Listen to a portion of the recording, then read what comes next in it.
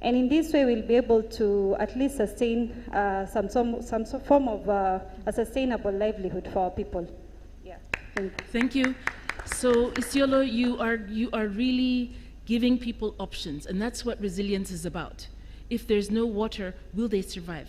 So with this abattoir, with this beekeeping, with these programs that you're initiating, I think it's so exciting. I hope we'll have good documentation to hear about the impact of those funded projects through FLOCCA in Isiolo. Over to you, David. Okay, thank you.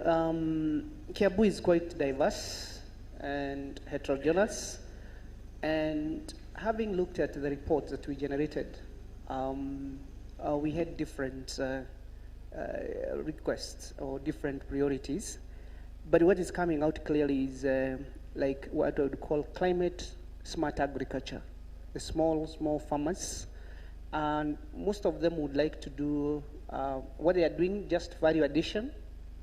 And also in some areas, they would like also to do a lot of fruit trees. Okay, especially that we have the avocados and all that, but they're also coming to pawpaws and all that, those things that are doing very well in their areas.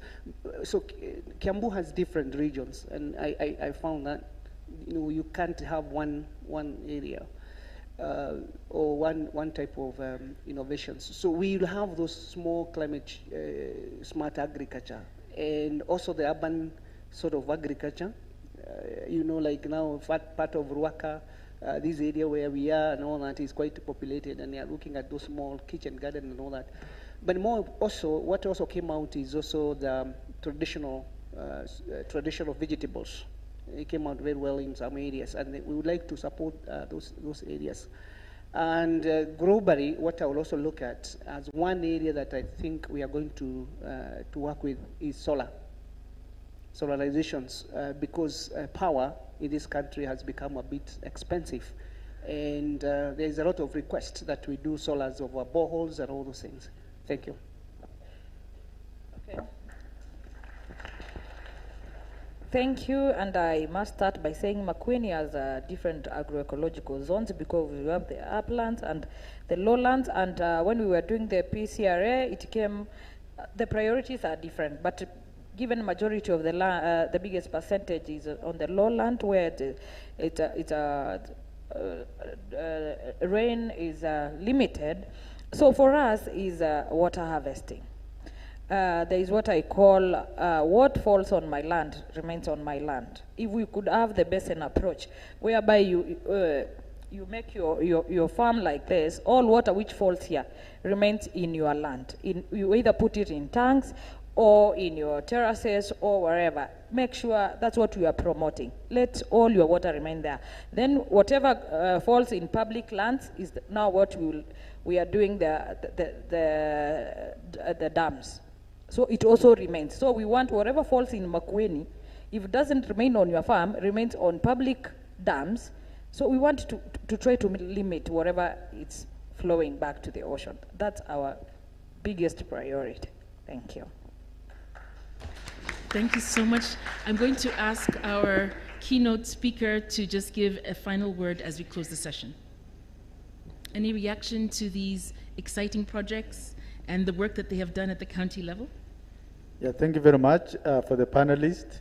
I think this is a true testament that work is going on, and work is going on at the local level, which is very important. Also, it's important to ensure that the interventions are guided by the risks. So it's risk-based, climate risk that is prevalent in your area, address that climate-related risk. Let us all focus and make sure that the actions and priorities are to address climate change, and make sure that the dichotomy between the normal development and climate-related interventions are very clear. And that is made very clear when you make sure that the interventions are responding to a specific climate risk prevalent in your area. Thank you very much. I would like to thank you for your excellent contributions. Thank you for giving us the county perspective. Thank you for the national perspective. Let's give them a round of applause. Asanteni sana. I know that it's time for lunch. I'll pass over to Mr. Kilonzo.